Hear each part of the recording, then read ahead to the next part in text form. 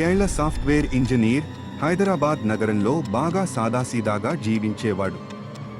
ఒకరోజు ఉదయం అతని టేబుల్ మీద ఓ లేఖ కనిపించింది. మీకు సంబంధించిన వారసత్వం అని పై భాగంలో వ్రాయబడింది. లేఖలో అతని మామయ్య అనే వ్యక్తి మరణించారని, తనకు ఒక పాత భవనాన్ని వారసత్వంగా ఇచ్చారని తెలియజేశారు. రఘురాంకి ఆశ్చర్యం వేసింది. అతనికి తన మామయ్య గురించి పెద్దగా సమాచారం లేదు.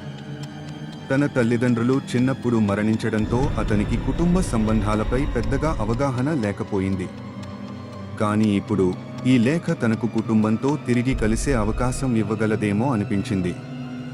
ఆ లేఖ చదివి రఘురాం గ్రామానికి వెళ్లాలని నిర్ణయించుకున్నాడు. ప్రయాణంలో గ్రామానికి దగ్గరగా వస్తున్నప్పుడు అక్కడి పచ్చని ప్రకృతి అతనికి చాలా ప్రశాంతతనిచ్చింది.